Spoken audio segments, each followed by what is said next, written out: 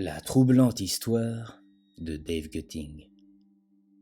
Écrit et conté par Rafadam. Madame Rousseau avait eu beaucoup de mal à s'apaiser. Son témoignage était si confus que Dave Gutting, détective privé, avait dû lui demander de respirer un bon coup. Reprenez tout depuis le début, Madame Rousseau. Allez-y sans vous presser, car dans ce genre d'affaires, chaque détail compte. Vous comprenez ? Prenez donc un verre d'eau si besoin. Elle avait acquiescé un peu naïvement, puis avait bu le verre d'eau à grande lampée. Après quoi, elle recommença à se pincer les bouts des doigts, mais son propos était déjà plus cohérent. « Mon mari n'est pas du genre à perdre la tête, » finit-elle par dire. « Jusqu'à il y a peu, c'était un magistrat respecté. Mais du jour au lendemain, il a comme changé. Non pas physiquement, mais à l'intérieur. Je l'ai tout de suite vu dans son regard. Et dans le fait qu'il ne me parlait plus, comme si j'étais une étrangère qu'il fallait éviter. » Et sur ces quelques mots, elle se mit à sangloter. Dave Gutting avait cessé de prendre des notes pour observer la jeune femme. Elle était élégante, avec sa longue robe qui tombait à ses pieds en de généreuses vagues de tissu. Elle avait quelque chose de magnifique dans le regard, un regard profond et noir, ombragé par des sourcils épais et réguliers. Il pouvait ressentir sa tristesse en cet instant, une tristesse sincère. Il voulut s'asseoir à ses côtés, la rassurer, peut-être même se permettre de la serrer dans ses bras, mais il réfréna bien vite ses projets de consolation.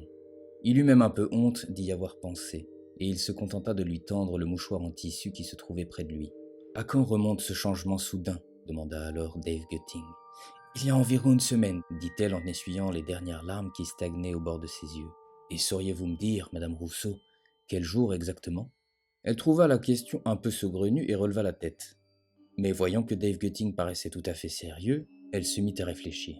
« Je crois que c'est après la partie de chasse, un dimanche donc. Il est rentré la mine grave et ne m'a même pas dit bonne nuit.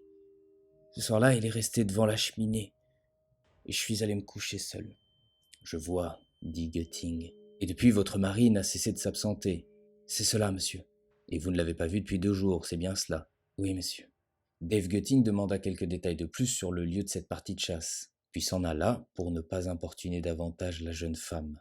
Sur le pas de la porte, elle l'avait retenu et avait dit « Monsieur Gutting, vous allez retrouver mon mari, n'est-ce pas ?» Dave n'avait pu se résoudre à promettre l'incertain et lui avait dit « Je vais mener l'enquête, Madame Rousseau, et je reviendrai vous voir très bientôt. » Madame Rousseau n'avait jamais eu la moindre attirance physique pour son mari. Encore moins quelques sentiments amoureux qui fassent fi de la physionomie disgracieuse de ce vieil homme. Et Madame Rousseau s'était mariée par arrangement. Comme toutes les femmes de bonne famille du pays, elle avait trouvé un bon parti. Et maintenant que son mari avait disparu, elle s'inquiétait terriblement pour son propre avenir, la propriété, ses finances. D'autant qu'à sa connaissance, M. Rousseau n'avait fait faire aucun testament qui lui léguerait tout ou partie de ses biens et richesses. Sans son mari, Madame Rousseau voyait mal comment elle survivrait dans ce monde. Dave Gutting avait peut-être décelé tout cela en elle. Ou peut-être s'était-il laissé abuser par son système hormonal et le simple désir d'être en compagnie d'une belle femme. Il y pensait en cet instant tandis qu'il remontait la rue Gilles Corré. Le pavé était sale et humide, ce qui contrastait avec les vitrines soignées et bien éclairées de ce quartier bourgeois. « Gilles Corré », murmura Dave pour lui-même en voyant le nom de la rue à l'angle. « Ça me dit quelque chose. » Mais ne trouvant rien à quoi rattacher ce nom, il poursuivit son chemin jusqu'à la rue Sarah Good, là où vivait M. James, grand ami de M. Rousseau et chasseur aguerri. Dave Gutting agita la petite cloche fixée à même la grille du jardin. Une allée de pierre menait jusqu'à l'escalier, en haut duquel se trouvait une immense porte en bois massif. Quelqu'un écarta le rideau de la fenêtre pour regarder au dehors. Dave fit un signe amical en direction de l'homme. C'était M. James en personne. Il ouvrit la porte d'abord timidement, puis la fit glisser complètement sur ses gonds. Dave Gutting s'empressa de se présenter, mais 2 fiacres passèrent sur le pavé en un bruit épouvantable. « Comment ?»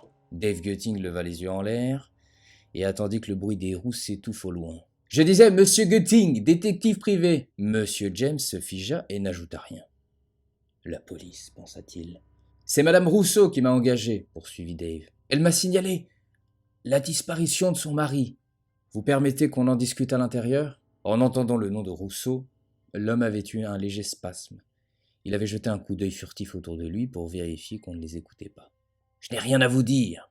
finit par déclarer James tout en s'apprêtant à fermer la porte. « Cher monsieur !» s'exclama Gutting. « Vous ne fermeriez pas la porte au nez d'un gentilhomme, n'est-ce pas ?» James hésita.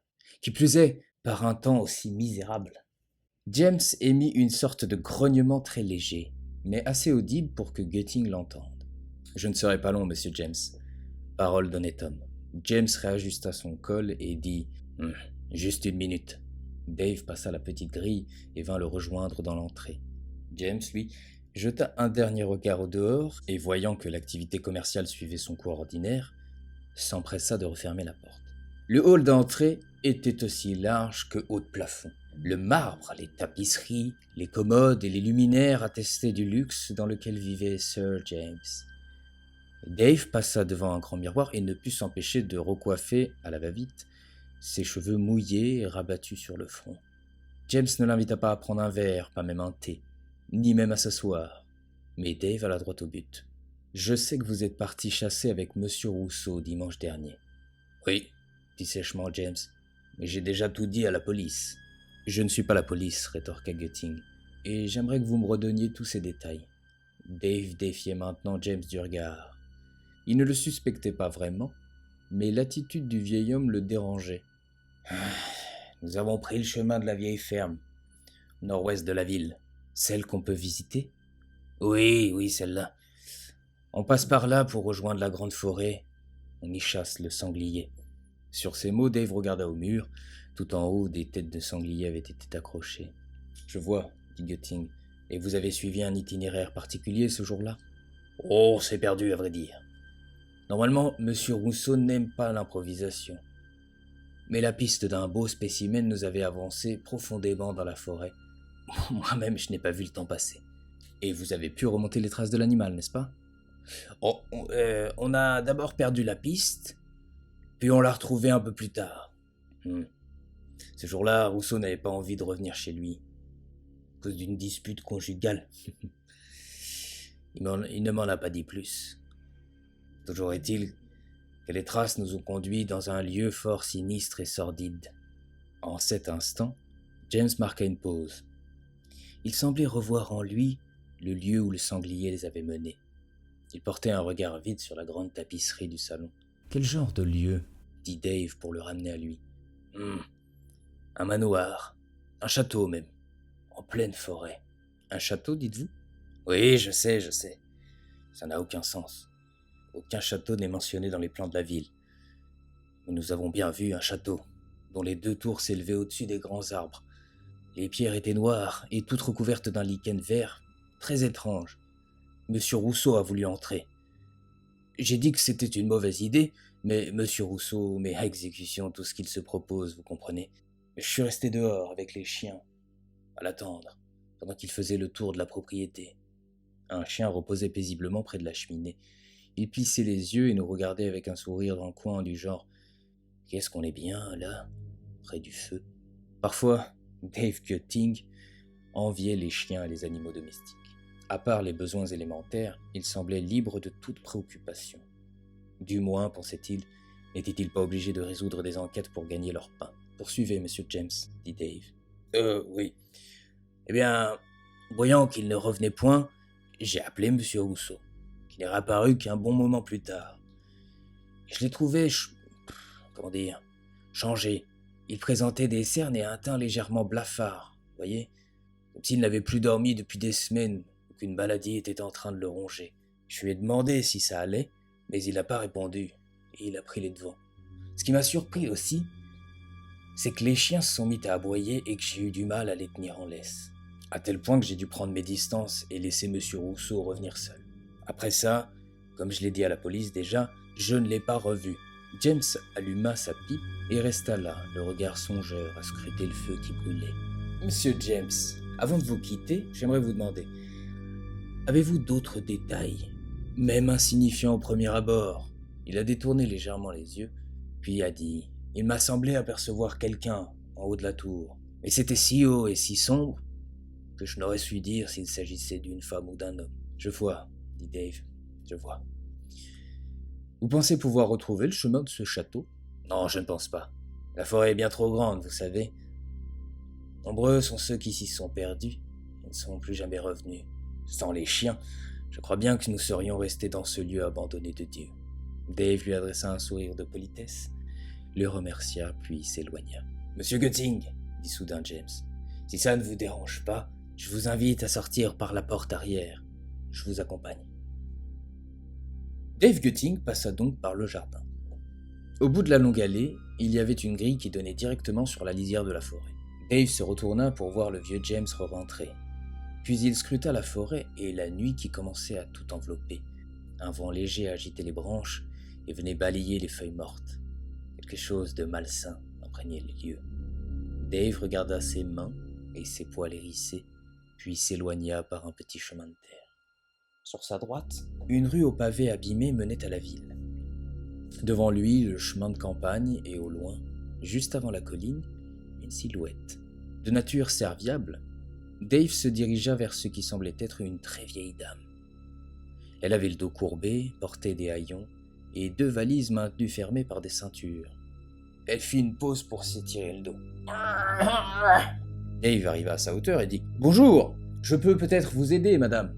Elle se retourna brusquement et le sourire de politesse de Dave s'effaça. Il eut même un mouvement de recul en voyant le nez crochu et disgracieux sur lequel poussait une verrue protubérante et boursouflée. Mais c'est le regard de la vieille femme qui le dérangea. 2 yeux où le blanc se confondait avec la pupille en un voile visqueux et sombre. Sa dentition comptait plus de trous que de dents. « Un grand malheur va s'abattre sur la ville, » dit-elle d'une voix rauque et pleine de glaire. « Fuyez, vous qui avez encore les jambes pour. » Mais là où d'autres auraient fait demi-tour pour laisser cette ignoble vieille folle poursuivre seule, il lui sourit aimablement et prit ses bagages. « Je vais faire un bout de chemin avec vous. » Elle le laissa faire et le regarda avancer, l'air un peu étonné. Puis elle eut un sourire à faire gémir le plus intrépide des hommes. Son sourire s'étendait d'une oreille à l'autre, laissant entrevoir une rangée de dents acérées, jusque-là invisibles, à l'arrière de la bouche. Elle s'activa pour ne pas se faire distancer, et ils firent 2 kilomètres ainsi jusqu'à la sortie officielle de la ville. Là, il y avait un panneau de bois planté au sol à l'aide d'un pieu. Le nom de la ville n'était presque plus visible. On devinait un S et un A, puis plus rien, le tout se terminant par un N, ou peut-être un M. « Je vous remercie, jeune homme, » dit-elle tout en fouillant dans sa poche. « Tiens, voilà pour toi. » Il prit l'objet qu'elle lui tendit. « Qu'est-ce que c'est » demanda-t-il. « Une amulette, pardi. Elle te protégera des malheurs qui règnent en ces lieux. » Il observa l'objet insolite, la figure d'un démon suspendu à une cordelette. Il observa davantage les traits de l'être démoniaque et il crut le voir bouger. Il le lâcha, et une onde de choc très légère se forma tout autour. Dave releva la tête, et la vieille femme était déjà très loin. Elle s'arrêta, tourna légèrement la tête, puis disparut derrière une colline. Dave eut alors la nausée. Il s'assit sur le bas-côté et resta là, à regarder l'objet. Quel genre d'amulette porte l'effigie du diable, pensa-t-il alors. Mais voyant que l'objet était comme tous les objets, inanimé, il le ramassa et le mit dans sa poche. 2 jours plus tard, Dave n'avait pas la moindre piste quant à la disparition de M. Rousseau, si ce n'est qu'il avait vaguement entendu dire au marché qu'un meurtre terrible était survenu à Middletown, une ville voisine. Mais Dave avait l'esprit ailleurs. Il pensait à Madame Rousseau, et il ne se rendit pas compte tout de suite qu'il était capable de la voir à distance. Il s'en rendit compte le jour où il croisa Madame Rousseau dans la rue. Il lui avait menti en disant qu'il suivait bien une piste, puis elle lui avait parlé de ses journées ennuyeuses, à tricoter, à lire ou jouer des mélodies au piano qui ne faisaient qu'accentuer son inquiétude. Il avait alors réalisé qu'il l'avait vue. Il l'avait vue dans tous ces moments-là, assis dans la bibliothèque, devant la partition ou le tricot. Ce qu'il ne savait pas en revanche, c'est qu'il arrivait à Madame Rousseau de penser à lui. Mais sa condition l'empêchait de penser sérieusement à une union avec ce jeune et beau détective de Boxford. Et ce que tous les 2 ignoraient, c'est que le chef de la police, M. Hamilton, les observait de l'autre côté de la rue. « Regardez-la » dit-il à ses 2 officiers. Voilà que son mari a disparu, qu'elle s'en va se trouver un nouveau parti. Hamilton marqua une pause, puis expira à grand renfort de narines. Ah, qui plus est, un merdeux de Boxford. Un détective privé, paraît-il. Ce gars ne sait-il pas qu'on gère nos affaires en famille par ici? Et sur ces mots, les 2 autres ricanèrent.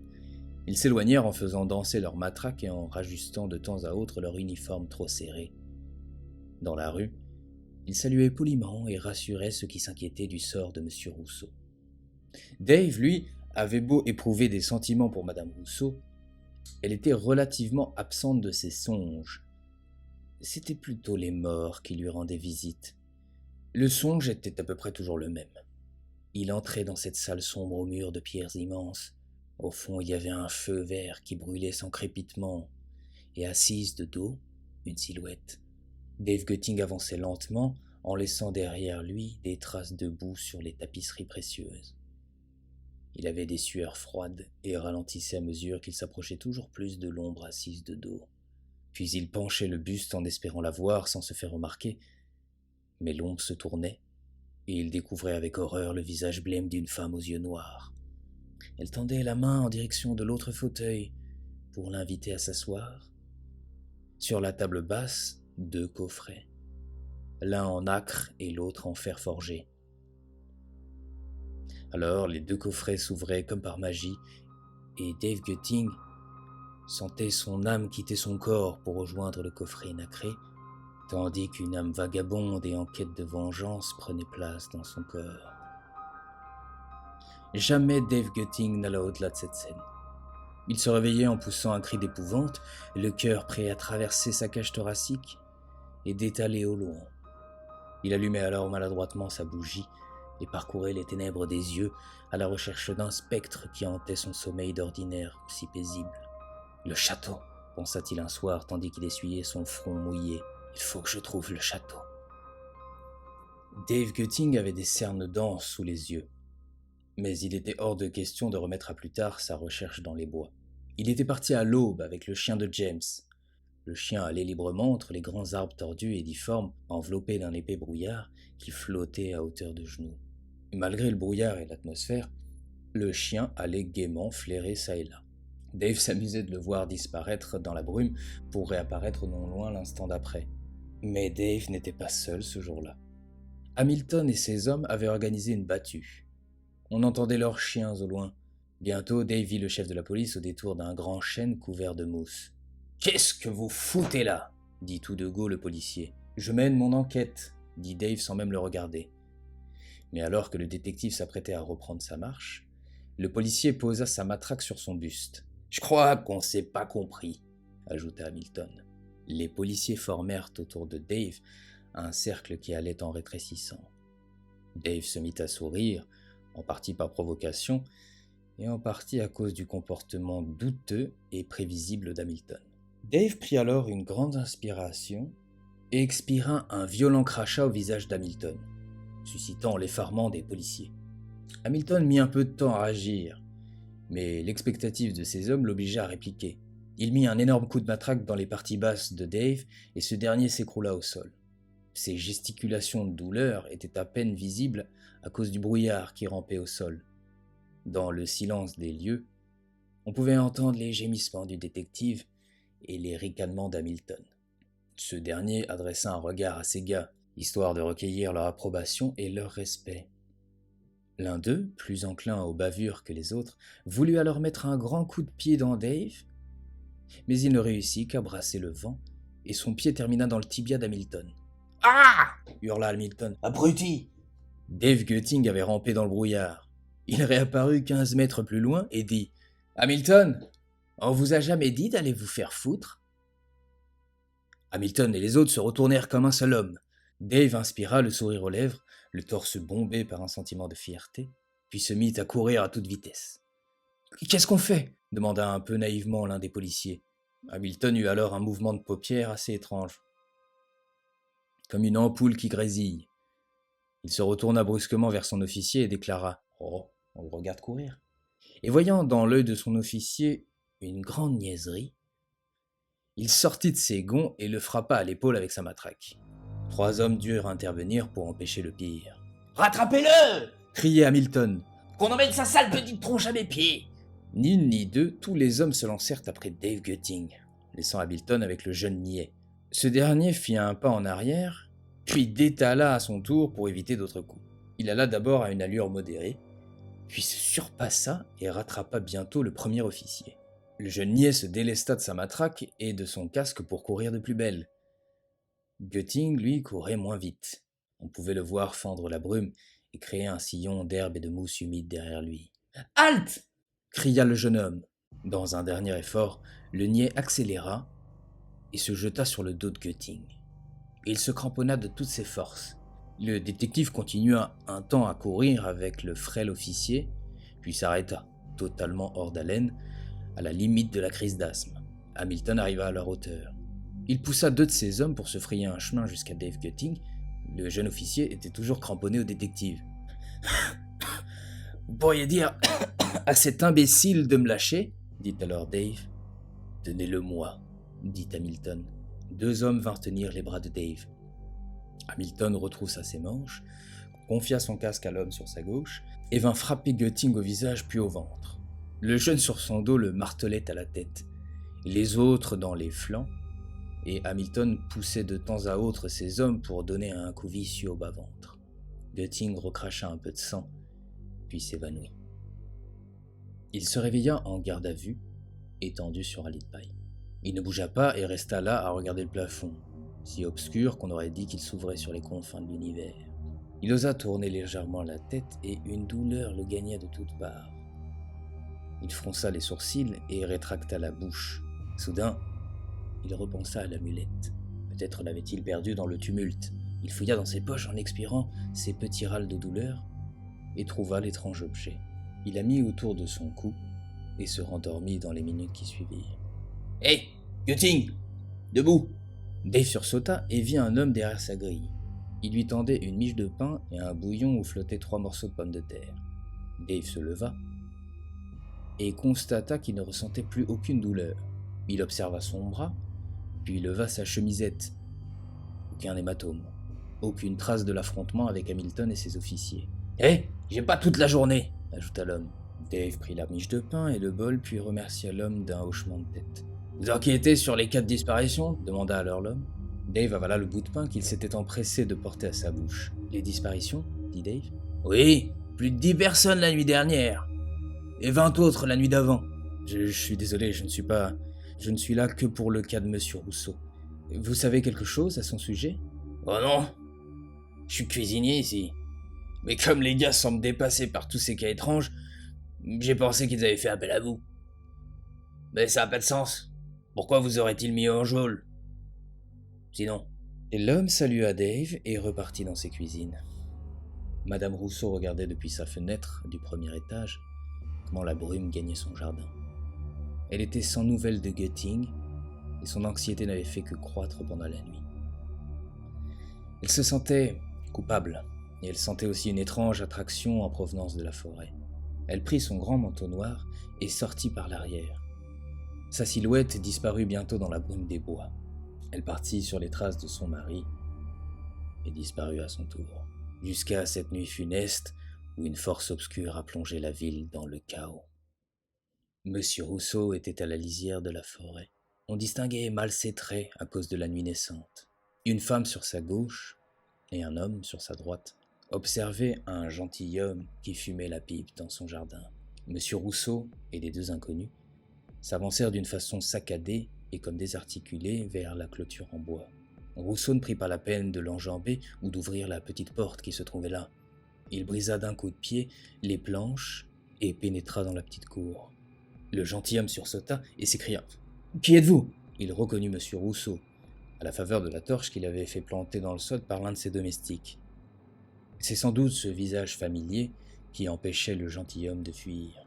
Monsieur Rousseau le saisit par le cou, et avec une force prodigieuse, il le jeta jusqu'au tas de pierres qui se trouvait là. « Oh, je vous en prie !» disait l'homme.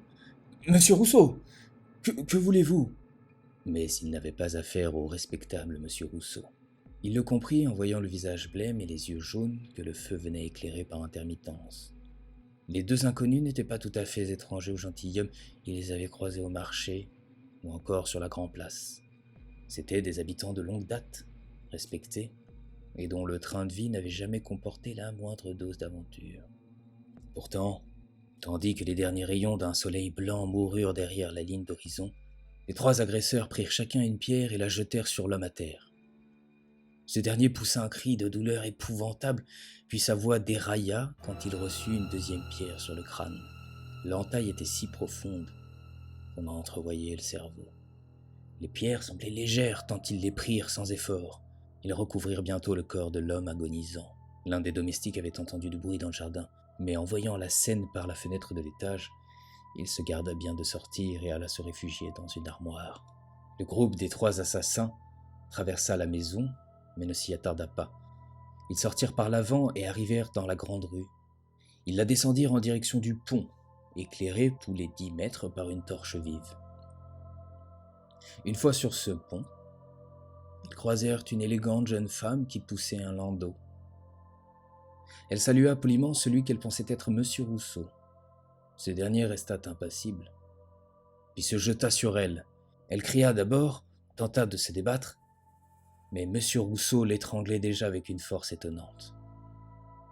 Il la fit basculer sur le pavé et l'étrangla à même la rue. Les deux autres avaient déjà pris l'enfant et ils le jetèrent bientôt par-dessus le pont. « Hé !» dit un officier à l'autre bout du pont. « Que faites-vous » Il alla s'élancer pour secourir la femme à terre quand il vit une lame fine traverser son torse, disparaître, puis traverser son ventre. Le policier tomba au sol et sa vue floutée distingua celle qui semblait être Madame Rousseau. Monsieur Rousseau alla à la rencontre de Madame Rousseau, suivi des deux autres. Mais ils se croisèrent sans exprimer la moindre émotion, comme s'ils ne s'étaient pas vus. Madame Rousseau traversa le pont en sens inverse. Elle n'adressa pas même un regard à la femme qui gisait les yeux ouverts et le cou violet près d'un landau vide. Madame Rousseau remonta la rue en direction du bureau de police. Du sang goûtait au bout de sa rapière. Madame Rousseau passa comme une ombre dans la petite cour. Des chevaux attachés là se mirent à hennir, attirant l'attention des deux policiers qui discutaient dans le hall d'entrée. « Qui va là ?» dit l'un d'eux en voyant la silhouette s'approcher. « Halte !» renchérit l'autre, tandis que l'ombre refusait de se présenter. L'un des policiers sortit sa matraque et somma l'individu de se présenter. Il se saisit d'une torche fixée à l'entrée et vit bientôt le visage morbide de Madame Rousseau. « Madame Rousseau ?» dit le policier. « Que faites » Mais la jeune femme planta d'un coup sec sa rapière dans le gosier de l'homme. Elle ressortit la lame, tout aussi vite, et observa comment le sang inonda la gorge de l'homme avant de sortir de sa bouche en de généreuses vagues pourpres. L'homme tomba à terre et eut quelques convulsions. L'autre se jeta sur Madame Rousseau. Cette fois, il avait délaissé la matraque pour saisir le sabre. Il frappa à 3 ou 4 coups dans le vent. Madame Rousseau se déplaçait avec agilité. Elle esquiva un dernier coup, le sabre frappa le pavé mouillé, puis il y eut un silence. Madame Rousseau venait d'embrocher le crâne de l'homme. Il gisait les yeux ouverts et la bouche entr'ouverte. Il vivait encore. Madame Rousseau retira sa rapière. Il trépassa tout à fait. Elle poussa la porte en bois massif et découvrit une salle enfumée, éclairée çà et là par des chandeliers et des torches. Les 5 hommes qui se trouvaient assis riaient à gorge déployée. Ils jouaient aux cartes autour d'une petite table. Ils ne remarquèrent pas tout de suite la présence de Madame Rousseau. « Papa !» dit un enfant qui joue au sol. « Il y a une dame !» Le père la vit et dégaina la dague qu'il avait pris l'habitude de porter à la ceinture. Les autres se retournèrent et se saisirent eux aussi d'une arme en voyant la rapière de la jeune femme et sa robe sale et maculée de sang frais. Sans plus de cérémonie, Elisabeth Rousseau s'avança d'un pas décidé. L'officier le plus proche pointa son sabre sur elle et l'assomma de se rendre, mais elle lui trancha la gorge avec une vitesse et une précision affolantes. Les autres réagirent comme ils purent et de façon désordonnée. Ils allèrent un à un au combat. Elisabeth para les coups ou les esquiva, puis planta sa lame. Il ne restait plus que le père. Son enfant se tenait derrière lui, cramponné à sa jambe. Il pleurait, il avait peur. « S'il vous plaît, disait le père, la dague en avant. Laissez-nous partir. Madame Rousseau s'avança jusqu'à toucher la pointe de la dague. Le jeune père suppliait du regard. De grosses gouttes de sueur coulaient le long de son front pour mourir le long de ses sourcils. Et en voyant les yeux jaunes et malsains de la jeune femme, l'homme baissa les yeux et serra son enfant. Élisabeth tua le père d'un coup dans le foie et les tripes, puis baissa les yeux vers l'enfant, toujours accroché à la jambe de son père qui gisait à terre. Il pleurait sur le corps pris de convulsions. Madame Rousseau s'apprêta à éventrer l'enfant. Quand elle hésita, elle finit par lui mettre un coup sec dans le cœur et il cessa de pleurer. Au fond de la salle, un couloir étroit qui donnait sur les cellules des détenus. Élisabeth prit le chandelier posé sur la table des joueurs de cartes assassinés et alla jusqu'au couloir. Elle laissait derrière elle des traces de pas ensanglantés.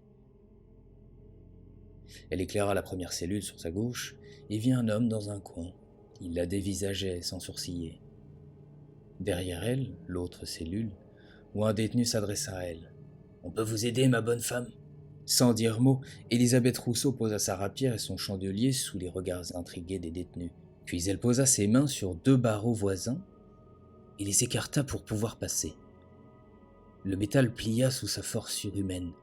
Le vieux détenu en eut le souffle coupé et il attendit la mort qui vint le cueillir. Élisabeth Rousseau l'égorgea sous les yeux épouvantés du voisin de cellule. Elle alla ainsi, de cellule en cellule, tordre les barreaux. Certains tentèrent d'esquiver le coup de grâce, mais tous finirent par irriguer le sol de leur sang chaud. Élisabeth atteignit bientôt la dernière cellule, celle de Dave Gutting. Ce dernier la reconnut presque aussitôt. Comment l'oublier? Elle écarta les barreaux pour terminer son funeste labeur. « Qu'avez-vous fait ?» dit alors Gutting. « Pourquoi? Pourquoi vous ?» Élisabeth leva sa rapière, puis un rayon de lumière vint éclairer l'amulette que Dave portait au cou. Elle s'arrêta net et ressortit pour porter le chandelier au visage du détective. Ce dernier scrutait les yeux d'Élisabeth en espérant trouver quelque réponse, mais il ne vit que l'ange de la mort. La malice qui habitait cette jeune femme n'était plus, ni le regard séducteur qu'elle avait pu lui adresser. Elle ramena un peu l'amulette à elle avec sa rapière, et sans guère plus d'égard pour Dave, elle repartit dans la nuit, laissant derrière elle mort et désolation jusqu'au petit matin. Dans la ville, d'autres meurtriers opéraient de la sorte, seuls ou en petits groupes. Pendant de longues minutes, Gutting fut incapable de bouger. Il observait sa poitrine se gonfler pour redescendre aussitôt. Il avait le souffle haletant. Que venait-il de voir? L'amulette l'avait-elle protégé? Se demandait-il. Ou Madame Rousseau avait-elle épargné sa vie? Il finit par sortir de sa torpeur et passa la grille.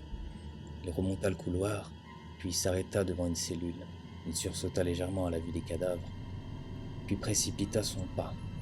Il finit par courir à la vue des corps égorgés et éventrés. Dans sa course maladroite, il trébucha contre les tables et les chaises de la salle principale.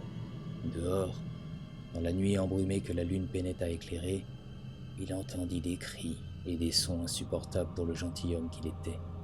En tant qu'inspecteur, il avait certes vu des corps en piteux état, mais il n'avait jamais eu à entendre l'agonie, surtout pas celle d'une femme, surtout pas celle d'un enfant. Il se mit à courir sans nul autre objectif que de faire taire ses cris d'épouvante ou d'agonie. Cette nuit-là resta dans les archives de la ville comme le grand assassinat. Gutting traversa l'artère principale, jonchée de crimes innommables, puis prit une ruelle guère plus rassurante. Il tentait de faire abstraction des corps et fonçait droit devant lui. Il parvint enfin aux abords de la forêt et ne put ignorer ce qu'il vit. Des cordes suspendues aux branches des gros arbres, et au bout, des pendus. Oh, il courut de plus belle et prit le chemin de terre qui partait dans la campagne. Il fuyait dans la nuit noire. Un tiers de la population de la ville fut décimée. Le maire avait été l'une des victimes et son remplaçant, un ami d'enfance, eut bien du mal à donner un discours. Les survivants attendaient hébétés, les yeux lavés par les larmes, la tristesse, la colère, l'incompréhension, et à peu près toutes les variantes de la peur. Et comme la nouvelle administration avait urgemment besoin d'une explication et d'un coupable, La suspicion fut portée sur Dave Gutting, ce qui n'avait aucun sens. Comment un seul homme aurait pu tuer tous ces gens, un peu partout dans la ville qui plus est? Mais le maire n'en avait que faire. Il n'avait aucune piste. Il n'avait pas non plus de témoins oculaires. Dave Gutting restait introuvable, et la suspicion servirait à apaiser un peu la foule. « Retrouvez-le », ordonna le maire à Hamilton, miraculeusement épargné. « Dave Gutting doit avoir quelque chose à voir dans ce... Le maire ne termina pas sa phrase. Le médecin-chef et ses assistants furent débordés. Le rapport rendait compte de morts violentes. Pendaison, noyade, on n'avait toujours pas retrouvé le corps du nouveau-né tant le courant était fort. Coup de poignard ou d'épée, étranglement, coup de pierre, défenestration. On s'occupa rapidement des cadavres, car les rats de la ville commençaient à affluer. Le père Toby donna une messe pour les morts, puis promit aux familles les enterrements les plus pieux. La nuit suivante, on ne recensa aucun incident ni aucune agression d'aucune sorte. Les meurtres semblaient avoir cessé. Puis, un à un, tous les portés disparus finirent par réapparaître. Ils rentraient chez eux sans adresser la parole à personne et restaient tout le jour dans un état de quasi-léthargie. Tous furent interrogés, mais à chaque fois, c'était la même version des faits. Le suspect ne se souvenait de rien.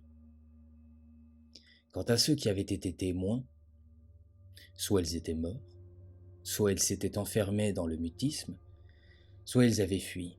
Il n'y avait aucune preuve compromettante contre les disparus, miraculeusement réapparus. Mais le manque d'alibi les rendait suspects aux yeux d'Hamilton et de la justice. Les Rousseau, pour leur part, tentaient peu à peu de reprendre leur vie d'antan. On les interrogea, bien sûr. Comme beaucoup d'autres, ils étaient suspectés, mais ces honnêtes gens étaient respectés et leur historique judiciaire vierge, sans compter que les jours passaient et qu'aucune preuve tangible n'apparaissait. Dave avait couru une bonne partie de la nuit, avant de se mettre à trottiner pour finalement traîner de la patte. L'aube se levait déjà, qu'il vit les premières maisons.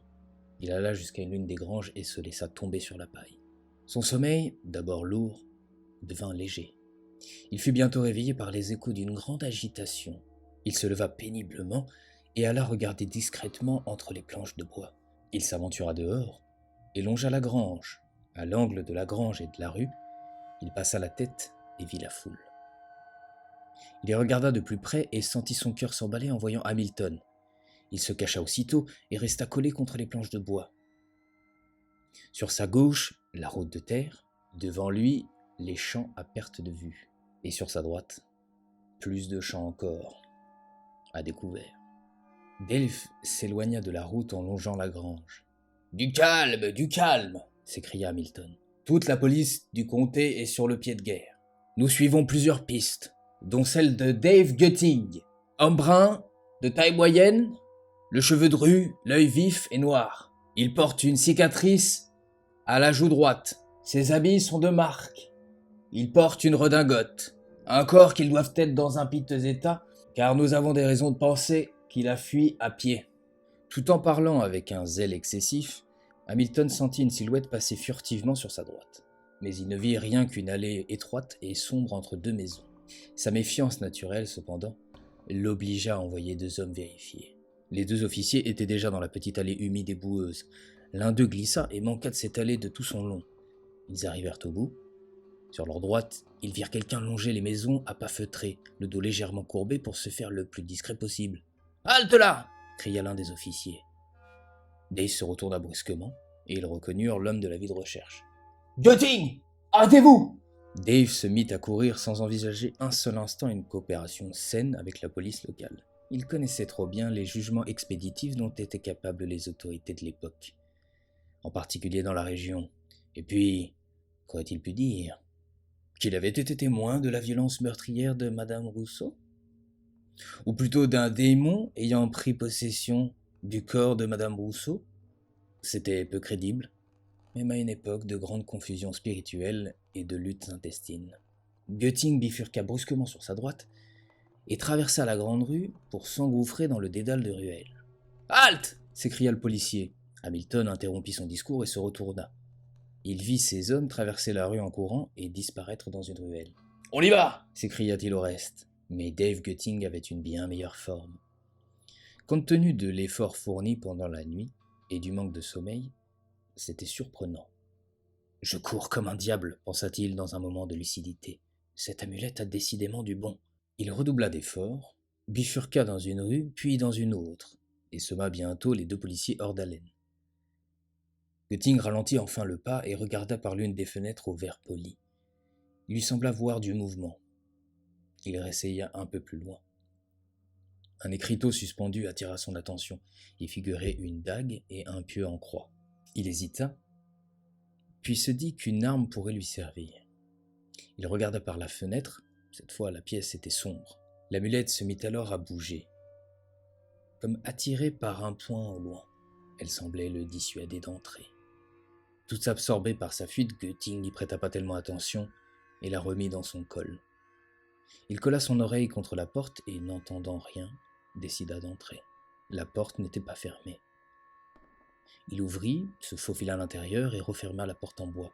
Il resta adossé contre la porte, les yeux fermés, et prit de longues inspirations pour baisser son pouls, exercice assez vain. Il rouvrit les yeux et vit un homme assis dans un coin de la pièce. Il fumait la pipe, et les faibles rayons de lumière venaient éclaircir un visage fort ridé. « Vous êtes le fugitif ?»« Oui, je suis désolé de vous importuner. » Dave allait se lancer dans une longue justification quand le vieux dit « Vous venez de Salem ?» Gutting acquiesça. « Cette ville est maudite, vous savez. » Non, à vrai dire, je n'en savais rien. Gutting tentait de voir au dehors si les policiers l'avaient suivi. En se penchant, il fit ressortir l'amulette, un détail qui n'échappa guère au vieil homme. Vous portez la bénédiction de Némésis. » Gutting oublia un instant la police et regarda l'inconnu avec de grands yeux ronds. « Vous ne savez pas ce que c'est, n'est-ce pas ? Alors, laissez-moi vous raconter l'antique histoire de Némésis. » « Oh non, ce n'est pas la peine, vieil homme, » interrompit Gutting. Le grand-père fut d'abord choqué, puis vexé. Il se remit à fumer en silence. Gutting alla regarder par le trou de la serrure, puis, ne voyant nulle trace de l'autorité, dit « Je ne voulais pas vous vexer, vieil homme. »« Vous pouvez sortir par l'arrière. Fera bientôt nuit. » Gutting le remercia, et l'homme ne lui adressa plus la parole, et Dave s'enfuit par l'arrière de la maison la nuit venue. Il marcha sur les routes de campagne jusqu'à ce que ses pieds ne puissent plus le porter. Malgré l'amulette, il était fort fatigué et s'arrêta sur le bas-côté. Il s'endormit en grelottant. Il se réveilla suite à une secousse. Il était recouvert d'une grosse peau d'ours, et devant lui, la route de terre. De toute évidence, il était à l'arrière d'une calèche. Un léger cling attira son attention.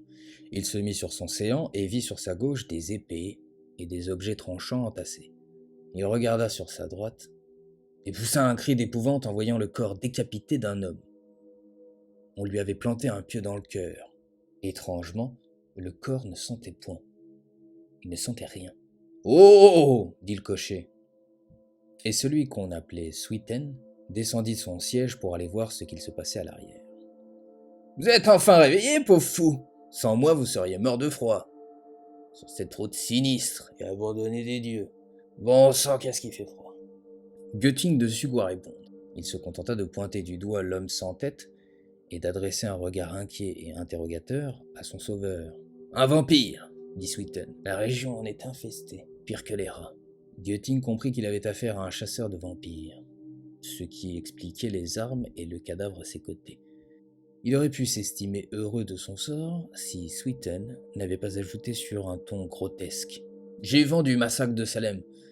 Nous y serons dans 3 heures. » Gutting voulut rétorquer, protester, mais il tourna de l'œil et s'évanouit. Hamilton avait instauré des barrages de police à toutes les sorties de Salem. Il interpella le mystérieux voyageur. « Oh ! Qu'est-ce qui vous amène par ici ?»« J'ai quelque chose qui pourrait vous intéresser, » répondit Sweeten en tapant sur sa calèche. Hamilton alla voir, suivi de près par Sweeten. Ils découvrirent le corps innocent de Gutting, étendu à côté d'un corps sans tête. Le sourire d'Hamilton s'effaça. « Un vampire !» déclara Sweeten. « Je crois que les crimes que vous cherchez à élucider, messieurs, sont l'œuvre d'une force occulte. C'est évident. Et comme pour appuyer son propos, Sweeten prit la tête décapitée et montra aux officiers les canines allongées et sordides du démon. Hamilton sentit une excitation derrière lui. Non seulement l'étranger leur servait Götting sur un plateau d'argent, mais il apportait une explication rationnelle, du moins un éclairage, aux sinistres événements de Salem. Mais Hamilton se garda bien de manifester sa joie. « Réveillez cet imbécile », dit-il sèchement en désignant Götting, « et conduisez cet homme à son hôtel. »« Oh, ne vous inquiétez pas, gentilhomme !» intervint Sweeten. « J'ai toujours ma tante avec moi. » Le cortège entra dans Salem, et Hamilton alla faire son rapport au maire. Götting était attaché à une chaise. Il avait l'œil gauche complètement fermé et les côtes endolories. « Bon sang, Götting !» s'écria Hamilton. « Je veux bien croire que vous êtes incapable d'une telle barbarie, mais vous avez forcément vu ou entendu quelque chose. » Hamilton le regardait avec des yeux écarquillés et ensanglantés par le manque de sommeil. Les quelques cheveux blancs qui lui restaient se dressaient sous l'effet de la colère. « Le boulanger a dit avoir vu sortir une femme avec une rapière. N'avez-vous pas vu son visage? Qui donc a écarté les barreaux de la sorte ?» Il pointait du doigt la rangée de cellules. Toutes les grilles avaient été ouvertes de la même manière. Soudain, Hamilton eut une révélation et dit « Et pourquoi n'êtes-vous pas mort comme les autres détenus? Vous êtes-elle épargné? Pourquoi? Pourquoi? Dites-moi pourquoi ?» Un officier posa sa main sur l'épaule d'Hamilton.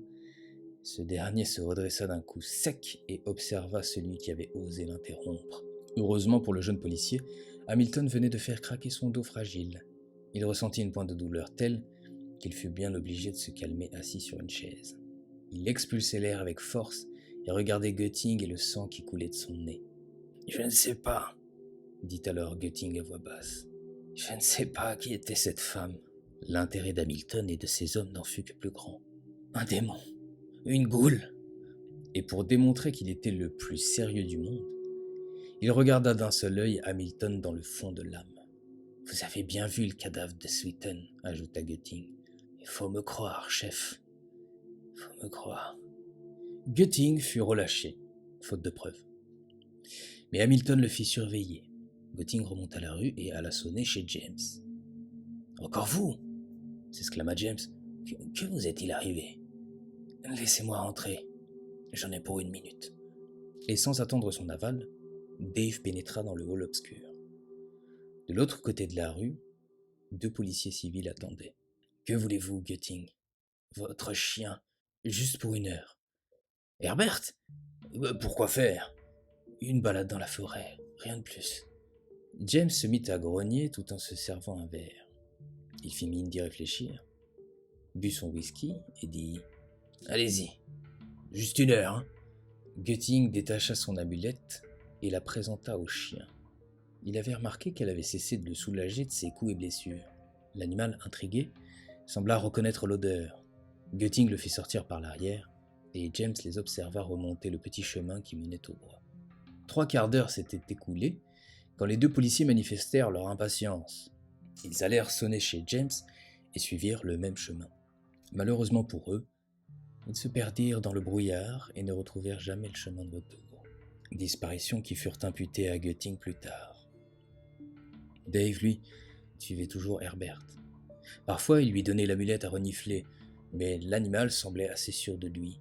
Ils s'enfoncèrent si loin et si longtemps dans la forêt que la nuit commença à tomber, jusqu'à ce que le chien s'arrête et se mette à aboyer. Dans la semi-pénombre, Götting ne vit rien qu'une clairière envahie par le brouillard. Soudain, le chien se tut et vint se loger entre les jambes de Götting. « Qu'as-tu trouvé, Pépère ?»« Moi, » dit une voix douce et suave. Götting sursauta et recula à la vue d'une femme qui cueillait des champignons auprès d'un arbre. Ses longs cheveux noirs se confondaient avec sa robe. Elle se tourna vers Dave. Ses yeux étaient si noirs qu'on eût dit 2 orbites vides. Son teint livide contrastait avec ses lèvres pourpres et généreuses. « Tu es venu me tuer, n'est-ce pas ?» Götting ne répondit rien. Elle était à plusieurs dizaines de mètres de lui, mais il l'entendait murmurer, comme si sa voix naissait dans ses oreilles. Il tenait fermement la dague qu'il avait cachée dans sa longue redingote. La femme sinistre s'avança au centre de la clairière. Un château apparut, sombre et imposant. Elle pénétra l'un des murs et Götting resta là. Le chien refusait de bouger. Il le laissa sur place et s'avança vers les douves. Il se pencha et ne vit qu'un abîme, si profond qu'on n'en voyait point le fond. Il alla jusqu'au pont-levis, une série de planches mal agencées. Il repensait à Madame Rousseau. Il en était sûr désormais. La sinistre goule l'avait envoûté. Elle avait envoûté tous ces gens, et elle les avait poussés à commettre des crimes. Il sortit sa dague et s'élança vers elle à vive allure. Il était agile et décidé, prêt à rendre justice. Il frappa la femme en plein torse. Il releva la tête et fut subjugué par son regard aussi noir que les abysses. Il ressortit sa dague et frappa encore, jusqu'à ce qu'elle parte en fumée.